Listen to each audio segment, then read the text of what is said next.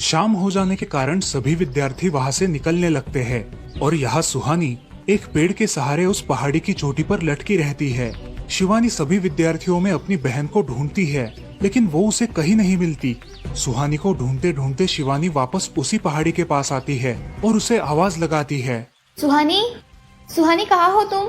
दीदी मैं यहाँ हूँ, बचाओ मुझे, मैं यहाँ हूँ। सुहानी की आवाज की ओर जाते ही उसे पता चलता है कि सुहानी पहाड़ी पर लटकी है। ये सब देखकर शिवानी बहुत घबरा जाती है। शिवानी अपनी पूरी ताकत लगाकर उसे ऊपर खींच लेती है। तुम यहाँ क्यों आई थी?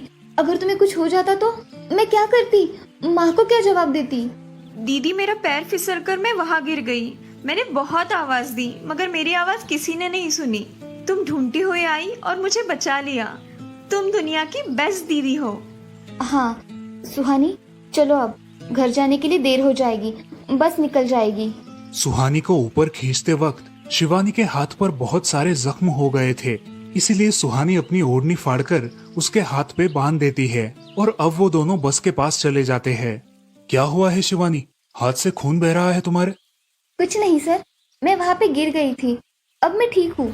टीचर और सारे छात्र गाड़ी में बैठकर घर जाने के लिए निकलते हैं। घर आने के बाद शिवानी सारी हकीकत अपनी माँ को बताती है और वो सब सुनकर माँ दोनों को गले लगाकर रोने लगती है। तुम दोनों एक दूसरे के साथ होते हो, इसीलिए मुझे कोई टेंशन नहीं रहता, मगर मेरी बच्चियों खुद का भी ख्याल रखा करो। उस दिन के बाद दोनों सौतेली बहनों ने अपने बीच की सब नोकझोंक बंद कर दी और हंसी खुशी सगी बहनों की तरह रहने लगी। दोस्तों, इस कहानी से हमें ये सीख मिलती है कि हम सबको एक दूसरे के प्रति द्वेष की भावनाएं छोड़कर प्यार से रहना चाहिए।